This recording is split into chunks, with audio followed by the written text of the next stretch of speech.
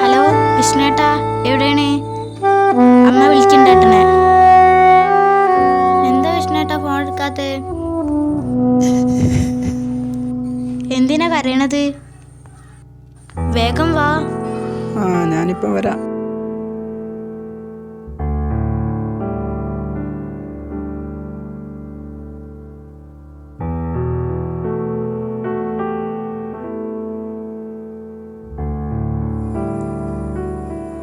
എന്താ വിഷ്ണുട്ടാ, എന്താ പറ്റി? എല്ലാവരും പോകുമ്പോ അങ്ങനെ അല്ലായിരുന്നല്ലോ, ഇപ്പൊ എന്താ പറ്റി?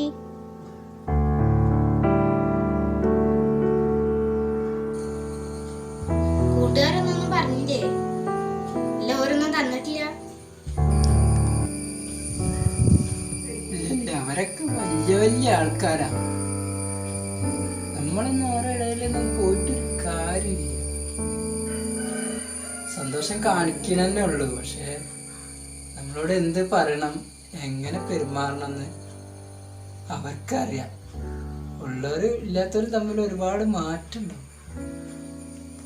പക്ഷെ നമുക്ക് മുന്നോട്ട് പോകാൻ കഴിയൂല. എന്നാലും വേണ്ടിയില്ല, അവരൊരു വാക്കെന്നോട് പറയണില്ല.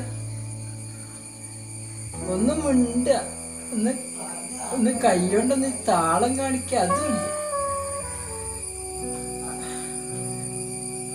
അവര് പലപ്പോഴും എന്തൊക്കെയോ പറഞ്ഞു ചിരിക്കുന്നുണ്ട്.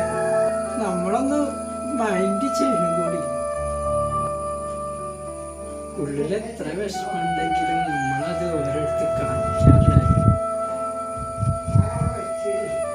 സങ്കടമാണെങ്കിലും സന്തോഷമാണെങ്കിലും ഒക്കെ നമുക്ക് കൂട്ടുകാരായിരുന്നു വലുത്.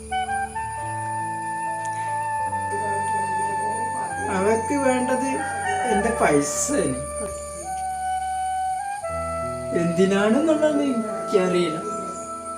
അവർ ചോദിക്കണ സ്ഥലത്തൊക്കെ ഞാൻ കൊടുത്തിട്ടുണ്ട്. ഇത് അച്ഛനും അമ്മയും അറിയരുത്. ഇനി എനിക്ക് വീട്ടിൽ നിന്ന് പുറത്തിറങ്ങാൻ.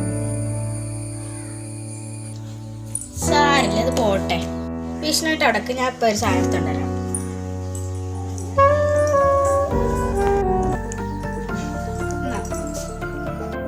ഇതെന്തിനാ? നോക്ക്.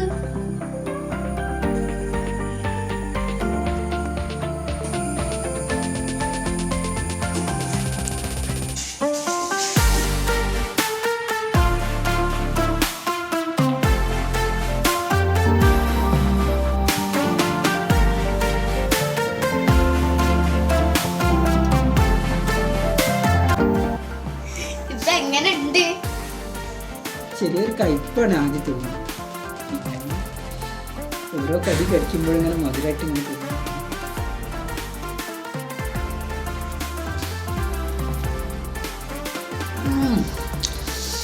ഭയങ്കര കയ്പ്.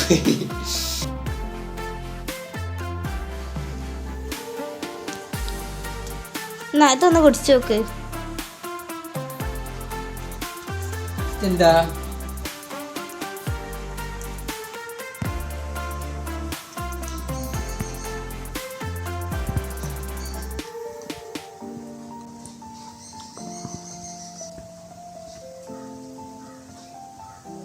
ആദ്യമുള്ള സങ്കടമൊക്കെ ഇപ്പൊ പോയില്ലേ? ആദ്യം കഴിക്കും, പിന്നെ മധുരിക്കും. ആദ്യം ഇത്തിരി കയ്പില്ലായിരുന്നോ? ഇപ്പൊ നല്ല മധുരല്ലേ? ഇപ്പൊക്കെ റെഡിയായി. ഇതന്നെയാണ് ജീവിതം.